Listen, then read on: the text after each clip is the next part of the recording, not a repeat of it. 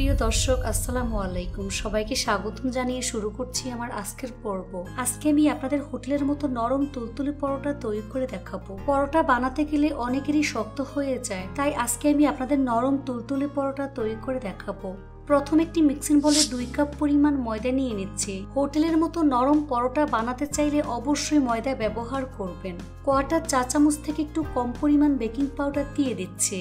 সাথে 2 টেবিল চামচ পরিমাণ গুঁড়া দুধ দিয়ে দিচ্ছি। 2 চা চামচ পরিমাণ চিনি দিয়ে দিচ্ছি। দিয়ে দেব স্বাদ অনুযায়ী লবণ। শুকনো উপকরণগুলো হাত দিয়ে খুব ভালো করে মিশিয়ে নেব। এই কাজটা একটু সময় নিয়ে ধৈর্য ধরে করবেন। তারপর মাঝখান বরাবর ফাঁকা করে নিচ্ছে। এর মধ্যে পরিমাণ মতো হালকা গরম পানি দিয়ে দিচ্ছে। লাগলে পরে আবারও অ্যাড করে দেব। 1.5 চা চামচ পরিমাণ সয়াবিন তেল দিয়ে দিচ্ছে।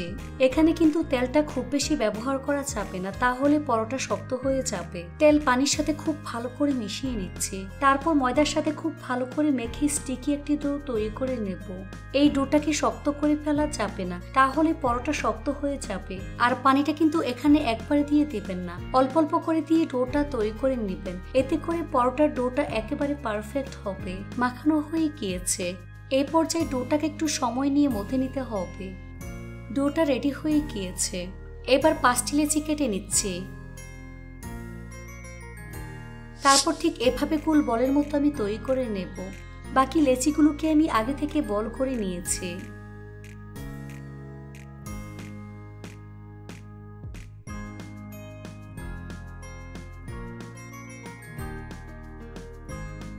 এবার বলগুলোকে রেস্টে রেখে দেব প্রায় 10 থেকে 15 মিনিটের মতো। এতে করে রুটি বেলতে সুবিধা হবে। ফিরে আসলাম 10 মিনিট পর। এবার এখান থেকে একটি বল বোর্ডের উপর নিয়ে নিচ্ছি। রুটি বেলার আগে বোর্ডের উপর অবশ্যই তেল ভালো করে মেখে নিতে হবে। আর বেলুনের মধ্যেও অবশ্যই তেল ভালো করে লাগিয়ে নেবেন। তবে তেলটা খুব বেশি দেওয়া যাবে না, তাহলে পরোটা বেলতে অসুবিধা হবে। এই বলটাকে হাত দিয়ে চেপে চ্যাপ্টা করে নেব। তারপর বেলুন দিয়ে বেলে পাতলা বড় একটি রুটি আমি তৈরি করে নেব। রুটিটাকে যতটা সম্ভব পাতলা বড় করে বেলতে হবে।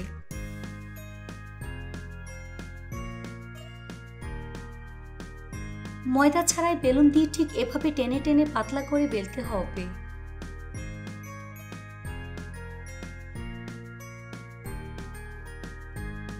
তো এভাবে টেনে টেনে রুটিটাকে বড় করে বেলে নিয়েছে।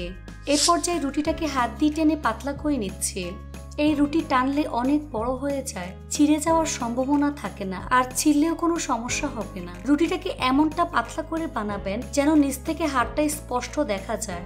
এবার রুটির মধ্যে সামান্য পরিমাণ তেল লাগিয়ে নিচ্ছে। সম্পূর্ণ রুটির উপর তেল ছড়িয়ে দিতে হবে।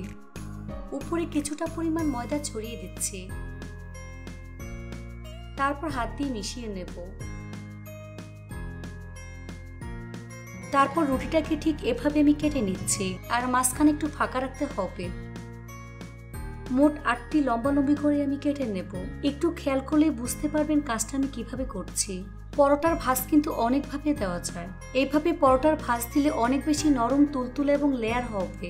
এবার এক সাইড থেকে ঠিক এভাবে আমি ভাঁজ দিয়ে নিচ্ছি। আপনারা আপনাদের পছন্দ মতো যে কোনো সাইড থেকে ভাঁজ দিয়ে নিতে পারবেন। মাঝ বরাবর কিছুটা ময়দা ছড়িয়ে দিচ্ছি।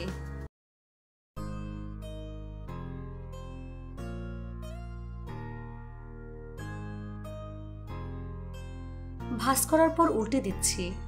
তারপর এক সাইড থেকে ঠিক এভাবে টেনে বলের মতো তৈরি করে নেব। মুখটা খুব ভালো করে সিল করে দিতে হবে।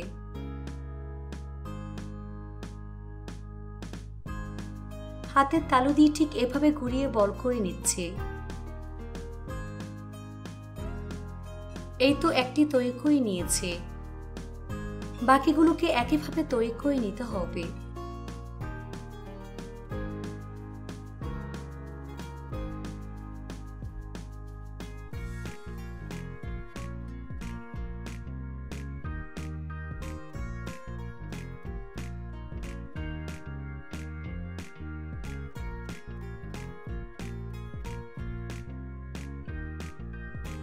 যে বলটা আগে থেকে ভাঁজ করে নিয়েছি সেই বলটা প্রথমে নিয়ে নিচ্ছি, তাহলে আর রেস্টে রাখতে হবে না। বোর্ডের মধ্যে খুব সামান্য পরিমাণ তেল লাগিয়ে নিচ্ছি। তেলটা কিন্তু খুব বেশি দেওয়া যাবে না, তাহলে পরোটা অনেক বেশি শক্ত হয়ে যাবে।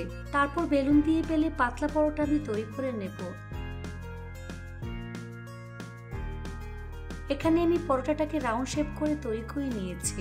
আপনারা চাইলে চারকোনা শেপ দিয়ে বানাতে পারবেন। পরোটা বানানোর পর সরাসরি ভাজতে হবে।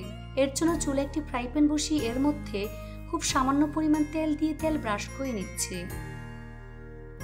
ফ্রাই প্যান গরম হয়ে আসলে এর মধ্যে একটি পরোটা দিয়ে দেব। চুলার আঁচ মিডিয়াম হাই হিটে রেখে এই পরোটার সময় নিয়ে ভাজতে হবে। নিচের পাশ হালকা ভাজা হয়ে আসলে উল্টে দিচ্ছি। এভাবে কিছুক্ষণ পরপর উল্টে পাল্টে গোল্ডেন ব্রাউন কালার করে ভাজতে হবে।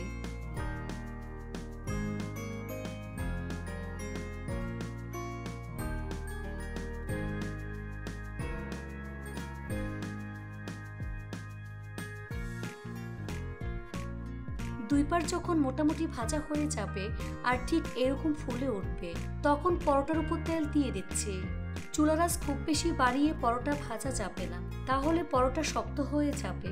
উপরে পুড়ে ভিতরের লেয়ারগুলো কাঁচা থেকে যাবে। তারপর কয়েকবার উল্টে পাল্টে পরোটা ভেজে নিতে হবে। দেখুন পরোটা মাশাআল্লাহ কতটা ফুলে উঠেছে। প্রত্যেকটা টিপস ফলো করে বানালে আশা করছি আপনার পরোটা এরকম ফুলকো হবে। এবার প্লেটের মধ্যে নিয়ে নিচ্ছি। একইভাবে আরেকটি পরোটা ভেজে আপনাদের দেখিয়ে দিচ্ছি। এর জন্য আরেকটি পরোটা দিয়ে দিচ্ছি। নিচের পাশ হওয়া পর্যন্ত অপেক্ষা করব। নিচের পাশ হালকা ভাজা হয়ে আসলে উল্টে দিচ্ছি। আপনারা চাইলে এ পর্যায়ে তেল ব্যবহার করতে পারবেন। আমি দুইভাবে দেখিয়ে দিচ্ছি। এভাবে কিছুক্ষণ পরপর উল্টে পাল্টে পরোটা ভাজতে হবে।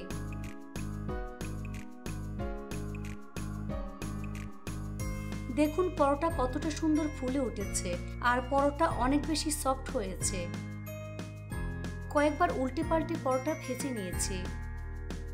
এই পরোটা প্লেটের মধ্যে নিয়ে নিচ্ছি। বাকি পরোটাগুলোকে একইভাবে আমি ভেজে নেব। সবগুলো পরোটা একই কালার করে ভেজে নিয়েছি। দেখুন আমার পরোটাগুলো দেখতে মাশাআল্লাহ কতটা সুন্দর এবং কতটা লোভনীয় হয়েছে। এই পরোটা অনেক বেশি সফট হয়েছে। এবার একটি পরোটা ছিঁড়ে দেখিয়ে দিচ্ছি ঠিক কতটা লেয়ার হয়েছে। দেখুন পরোটার মধ্যে কতটা লেয়ার হয়েছে। রেসিপিটি হুবহু ফলো করে তৈরি করলে আপনার পরোটাও এরকম লেয়ার হবে। এই পরোটা একবার তৈরি করে খেলে হোটেল থেকে আর কিনে খেতে ইচ্ছে করবে না, এতটাই টেস্টি হয়। আজকে আমি আপনাদের হেলদি একটি নাস্তা তৈরি করে দেখাবো। এই নাস্তাটি তৈরি করা খুবই সহজ। ঘরে থাকা অল্প কিছু উপকরণ দিয়ে ঝটপট তৈরি করে নেওয়া যায়। এই নাস্তাটি আপনারা চাইলে সকাল কিংবা বিকেলে অথবা বাচ্চাদের টিফিনের জন্য বানিয়ে নিতে পারবেন, এমনকি ডিনারের জন্য তৈরি করে নিতে পারবেন। একবার খেলে বারবার এই নাস্তাটি খেতে চাইবেন, এতটাই টেস্টি হয়। আশা করছি আজকের রেসিপি ভালো লাগবে। তো চলুন রেসিপিটি দেখে নিচ্ছি। প্রথম একটি মিক্সিং বলে 2টি ডিম ভেঙে নিয়ে নিচ্ছি। আপনারা চাইলে 1টি ডিম কিংবা 3টি ডিম ব্যবহার করতে পারবেন। এবার 1 কাপ পরিমাণ ময়দা দিয়ে দিচ্ছি। আপনারা চাইলে আটা ব্যবহার করতে পারবেন। 1 চা চামচ পরিমাণ গুঁড়া দুধ দিয়ে দিচ্ছি। হাতের কাছে গুঁড়া দুধ না থাকলে না দিলেও চলবে। দিয়ে দিচ্ছি স্বাদ মতো লবণ। এবার এর মধ্যে 1/2 কাপ ও 3 টেবিল চামচ পরিমাণ পানি অল্প অল্প করে দিয়ে মিশিয়ে পাতলা একটি ব্যাটার আমি তৈরি করে নেব। তবে খুব বেশি পাতলা করে ফেলা যাবে না, আবার অনেক বেশি ঘন করে ফেলা যাবে না। এবার সবকিছু একসাথে খুব ভালো করে মিশিয়ে নিচ্ছে। হ্যান্ড বিটার দিয়ে খুব ভালো করে ফেটিয়ে নিতে হবে। ফেটানোর কাজটা একটু সময় নিয়ে ধৈর্য ধরে করবেন, এতে করে শীতটা অনেক ভালো হবে। বেশ কিছুক্ষণ সময় নিয়ে ব্যাটারটাকে আমি ফেটিয়ে নিয়েছি। দেখুন এরকম পাতলা হবে। এবার রেস্টে রেখে দেব প্রায় 10 থেকে 15 মিনিটের মতো। এই ফাঁকে নাস্তার জন্য সালাদ তৈরি করে নেব। এর জন্য একটি মিক্সিং বলে 1 কাপ পরিমাণ শসা কুচি দিয়ে দিচ্ছি। সাথে 1 কাপ পরিমাণ গাজর কুচি, 1টি পেঁয়াজ কুচি দিয়ে দিচ্ছি। 2 থেকে 3টি কাঁচামরিচ কুচি দিয়ে দেব। স্বাদ অনুযায়ী লবণ। আপনারা চাইলে কালো গোলমরিচের গুঁড়া ব্যবহার করতে পারবেন। এবার সবকিছু একসাথে আলতোভাবে মিশিয়ে নিচ্ছি।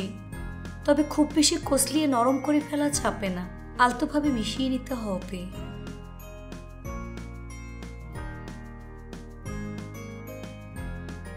মিশানো হয়ে গিয়েছে। এবার এটাকে রেস্টে রেখে দেব প্রায় 5 মিনিটের মতো। এই ফাঁকে চুলে একটি ফ্রাই প্যান বসিয়ে এর মধ্যে সামান্য পরিমাণ সয়াবিন তেল দিয়ে দিচ্ছে। এখানে মিক্সিং বলে 2টি ডিম নিয়ে নিয়েছি। এর মধ্যে স্বাদ মতো লবণ দিয়ে ডিমটাকে খুব ভালো করে ফেটিয়ে নেব। খুব ভালো করে ফেটিয়ে নিতে হবে যাতে করে এর মধ্যে কোনো প্রকার লাম্পস না থাকে। আপনারা চাইলে এখানে 1টি ডিম ব্যবহার করতে পারবেন। তেলটা মোটামুটি গরম হয়ে গিয়েছে। এবার এর মধ্যে ডিমের মিশ্রণ দিয়ে দিচ্ছি। ডিমটাকে ভেঙে ঝুরঝুরা করে নিতে হবে, অর্থাৎ ডিমের স্ক্রাম্বল তৈরি করে নেব। এভাবে 1 থেকে 2 মিনিটের মতো সময় নিয়ে ডিমটাকে ভেজে নিতে হবে।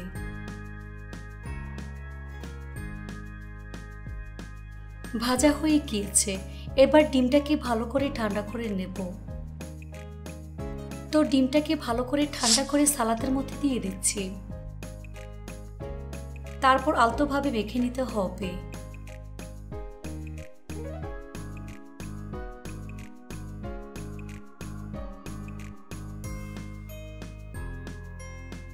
এবার এটাকে এক সাইডে রেখে দেব। ফিরে আসলাম 15 মিনিট পর। এখন ডোটা দেখিয়ে দিচ্ছি ঠিক কতটা পাতলা হবে। দেখুন ঠিক এরকম পাতলা হবে। চামচের মধ্যে ঠিক এভাবে দাগ টেনে নিলে 2 বার যখন মিশে যাবে না তখন বুঝতে হবে ব্যাটারটা একেবারে পারফেক্ট হয়েছে। এবার শীতের জন্য চুলে একটি ফ্রাই প্যান বসিয়ে এর মধ্যে সামান্য পরিমাণ সয়াবিন তেল দিয়ে দিচ্ছি। তারপর ব্রাশ দিয়ে সম্পূর্ণ ফ্রাই প্যানের মধ্যে তেল লাগিয়ে নিতে হবে। চুলার স্লো মিডিয়ামের মাঝামাঝি রেখে এর মধ্যে পরিমাণ মতো ব্যাটার দিয়ে ছড়িয়ে দিচ্ছি। এই পর্যায়ে চুলার আঁচ বাড়ানো যাবে না। চুলার আঁচ বাড়ালে শীতটা ছড়াতে অসুবিধা হবে। এবার ফ্রাই প্যানের হাতল ধরে ঠিক এভাবে ছড়িয়ে দিচ্ছি। তারপর নিচের পাশ হওয়া পর্যন্ত অপেক্ষা করব। শীতটাকে যতটা সম্ভব পাতলা করে বানাতে হবে।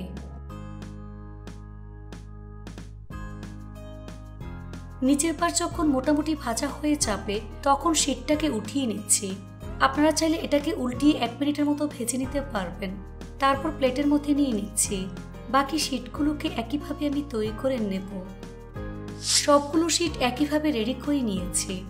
আপনারা চাইলে শীটগুলোকে ফ্রিজের নর্মাল চেম্বারে সংরক্ষণ করে রাখতে পারবেন। এবার একটি আঠালো ঘন পেস্ট তৈরি করে নেব। এর জন্য মিক্সিং বলে 3 টেবিল চামচ পরিমাণ ময়দা দিয়ে দিচ্ছি।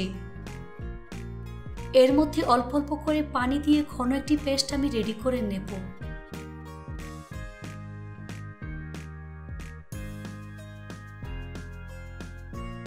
এবার এটাকে এক সাইডে রেখে দেব। তারপর প্লেটের মধ্যে একটি শীট আমি নিয়ে নিয়েছি। শীটের মাঝ বরাবর পরিমাণ মতো সালাদ নিয়ে নিচ্ছি। এখানে সালাদটা আপনারা বেশি করে ব্যবহার করতে পারবেন।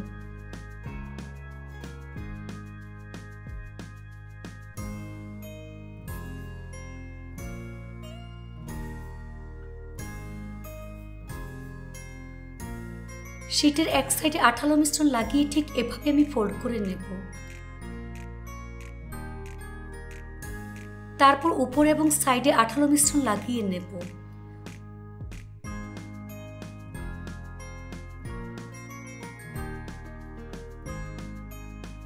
তারপর ঠিক এভাবে ফোল্ড করে হাত দিয়ে চেপে সেট করে দিতে হবে। আবারও 2 পাশে আঠালো মিশ্রণ লাগিয়ে নেব। 2 পাশ থেকে ঠিক এভাবে আমি ফোল্ড করে নেব। এই তো একটি নাস্তা আমি তৈরি করে নিয়েছি। আপনাদের বোঝার সুবিধার্থে আরো একটি তৈরি করে আপনাদের দেখিয়ে দিচ্ছি।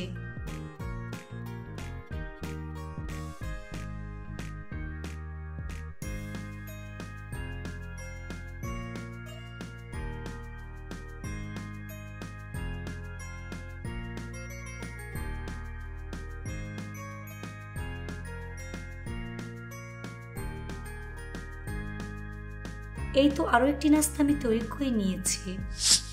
সবগুলো নাস্তা একইভাবে আমি তৈরি করে নিয়েছি। এবার নাস্তাগুলো ভাজার পালা। চুলা একটি ফ্রাই প্যান বসিয়ে খুব সামান্য পরিমাণ সয়াবিন তেল দিয়ে তেলটাকে মিডিয়াম আঁচে গরম করে নিয়েছি। এবার এর মধ্যে 3টি নাস্তা আমি দিয়ে দিচ্ছি। চুলার আঁচ মিডিয়ামে রেখে এই নাস্তাগুলোকে ভাজতে হবে। নিচের পাশ মোটামুটি ভাজা হয়ে আসলে উল্টে দিচ্ছি।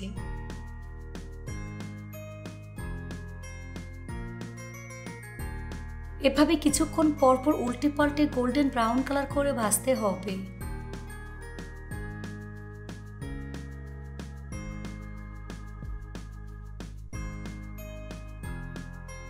এই তো নাস্তাগুলো আমার ভাজা হয়ে গিয়েছে।